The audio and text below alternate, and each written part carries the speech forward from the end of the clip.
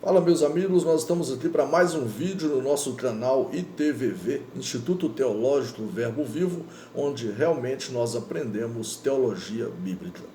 E hoje nós estamos falando sobre soteriologia, ou seja, estudo ou tratado a respeito da salvação. Pois observando, a soteriologia é a junção de duas palavras, soteria, salvação, logia, estudo ou tratado, ou seja, estudo ou tratado a respeito da salvação. E dentro dessa matéria tão importante, nós queremos falar um pouquinho sobre predestinação, presciência e a teoria do livre-arbítrio. Bem, a teoria da predestinação, ela surge com João Calvino, e a teoria da presciência, ela vem através de Armínio, ou seja, Jacó Armínio. É por isso que a teoria da predestinação também, ela é conhecida como calvinismo, e a teoria de Jacó Armínio é conhecida também por arminianismo, né? Ou seja, uma segue a linha de pensamento de Calvino e outra segue a linha de pensamento de Jacó Armínio.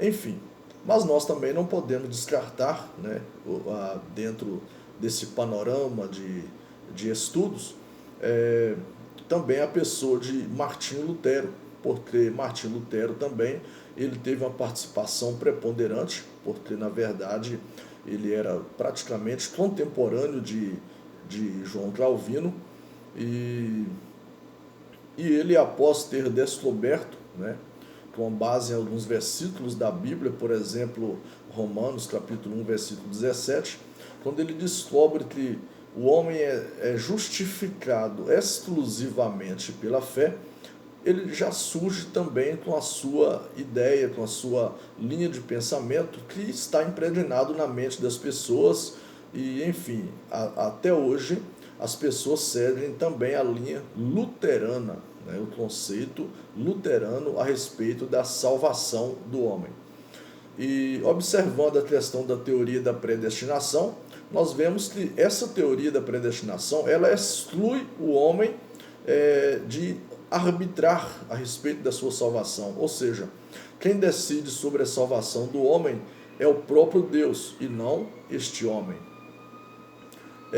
Enfim, quando nós observamos a questão da teoria de Jacó Armínio, a presciência, nós vamos ver que a teoria vai nos arremeter à seguinte ideia, de que Deus ele tem uma ciência antes, eu sei, a pré-ciência, ele tem uma ciência antes do fato acontecer, mas o fato dele ter essa pré-ciência, ele é um Deus que pode não interferir na vida ou no círculo da vida do homem. Ele pode não interferir. Assim também como ele pode interferir, que é, no caso, quando ele responde orações dos santos, ou então uma ação da sua soberania, vontade. Enfim, a teoria da presciência vai nos remeter justamente a isso. Mas a teoria da predestinação, por sua vez, ela vai dizer que o homem ele não consegue resistir à graça divina, ao passo que o homem é eleito por Deus, mesmo que através das suas falhas ele venha cair, ele jamais conseguirá livrar da graça divina, ou seja, a graça é irresistível, o homem não consegue. E o fato do homem não conseguir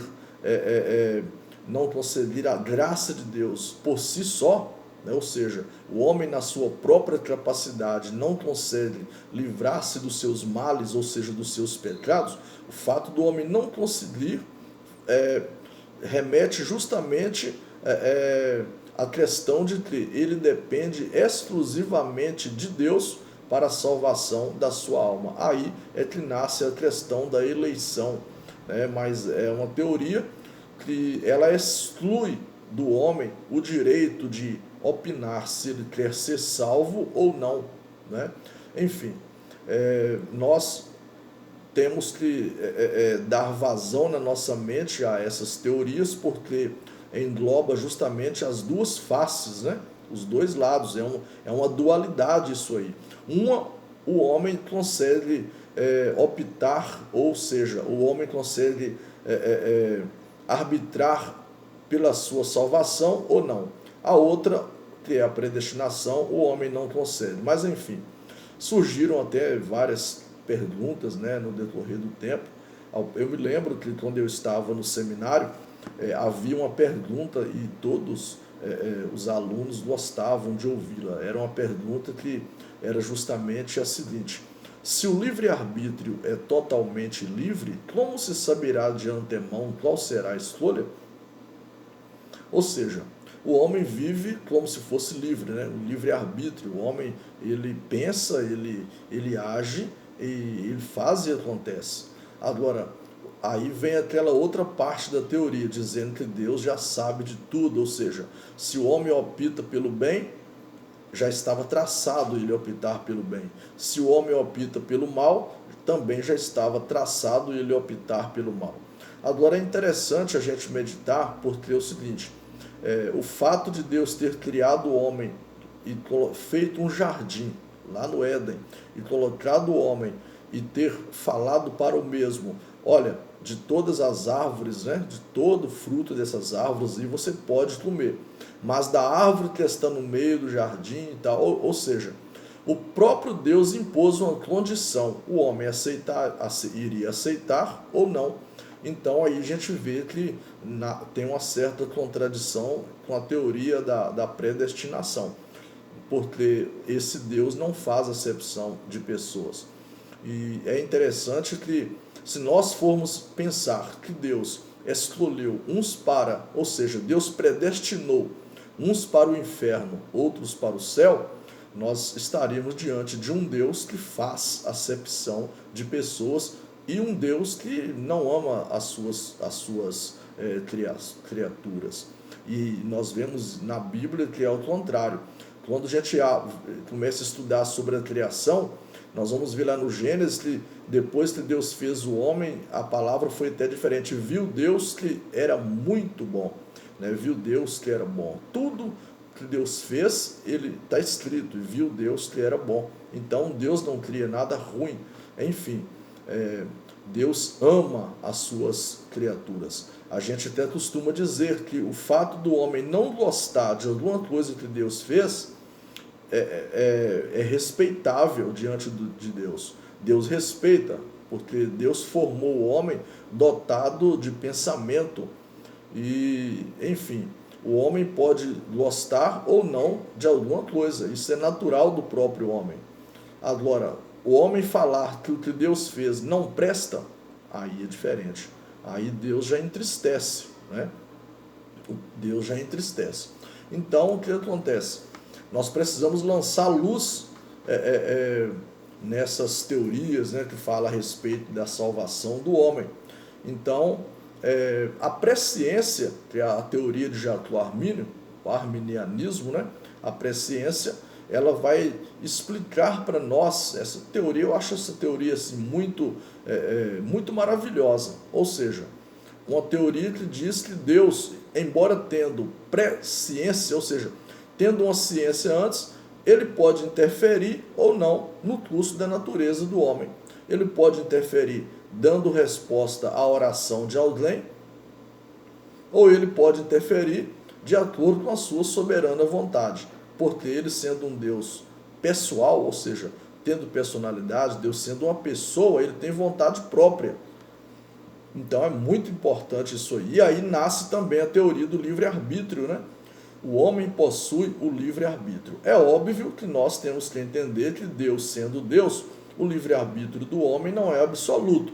Porque mesmo que o homem opte por determinada coisa, mas se aquilo não for a soberana vontade de Deus, o próprio Deus pode mudar o curso da natureza desse homem. Nós temos, por exemplo, Jonas.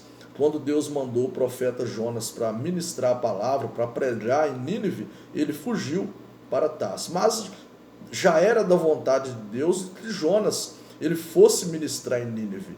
E ele foi. Foi de peixe, mas que foi, né? O peixe vomitou ele na praia, e Jonas foi para Nínive e ministrou a palavra lá.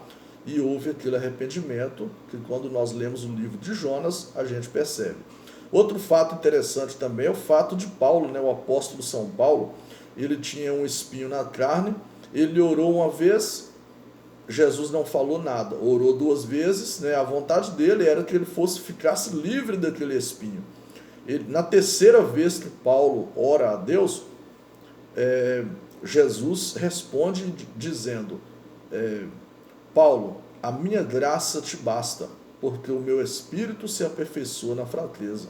Ou seja, eu não vou tirar esse espinho da sua carne, eu não vou tirar esse espinho, tá certo? Eu não vou. Então, nós percebemos que o homem possui livre-arbítrio, mas o livre-arbítrio não é absoluto. E isso faz de Deus quem ele é. Deus é Deus. Então, o que nós precisamos entender diante dessas teorias, tanto da predestinação quanto da presciência? Precisamos entender que, primeiro, Deus não faz acepção de pessoas. E, em segundo lugar, o fato de Deus saber do nosso futuro é o fato dele ser Deus. É peculiar dele, já faz parte dele. A sua onisciência já é dominante, ou seja, Deus já sabe de todas as coisas. Isso é porque ele é Deus, né? Quando ele falou para Jeremias, né? Profeta Jeremias, Jeremias capítulo 1, versículo 5. Jeremias, antes que tu formasses no ventre da sua mãe, eu já te conhecia. Ou seja, nem assim ele interferiu nos planos de Jeremias, né? Tanto é que Jeremias, até os 21 anos, que se entende pela história, ele serviu a Deus como sacerdote. E ele tinha mais ou menos 21 anos quando Deus chamou ele e falou para ele, olha, antes que tu formasse no ventre da sua mãe, eu já te conhecia, e as nações eu te dei por profeta. Ou seja, ele servia a Deus como sacerdote, mas Deus tinha chamado ele para ser profeta. Enfim, então nós precisamos entender, Deus não faz acepção de pessoas, tá? O fato de Deus ter elegido um povo, essa seleção que a teoria da predestinação diz, é justamente uma seleção divina, salvação a todos os homens. Quem foi que Deus predestinou para a salvação? Todos os homens. Todos os homens. Porque a salvação, ela é para todos os homens. É o que está escrito, né, no livro de Tito, né? A salvação de Deus se há manifestada, né, a todos os homens. A todos os homens. Enfim, Deus não faz acepção de pessoas. O próprio Jesus disse, vinde a mim todos, né? Agora, as condições foram impostas. O homem aceita ou não. As condições foram impostas. Enfim, nós precisamos entender que Deus sabe do nosso destino. Sabe por quê? Sabe porque ele é Deus. Ele sabe do presente, do passado e do futuro. Para Deus não conta tempo. Deus não está preso no tempo nem no espaço. Para Deus é como se o primeiro homem estivesse vivo hoje e como se o último homem que vai nascer também estivesse vivo hoje. Deus não conta tempo. Esse é o nosso Deus. E nós precisamos aprender a servi-lo de maneira séria. Certo? Então isso nós precisamos entender. Então tá aí, né? Nós falamos um pouco a respeito dessa teoria. Espero ter ajudado os amados. Enfim. Continuemos e depois nós teremos mais vídeos a respeito desses assuntos tão preponderantes, tão maravilhosos.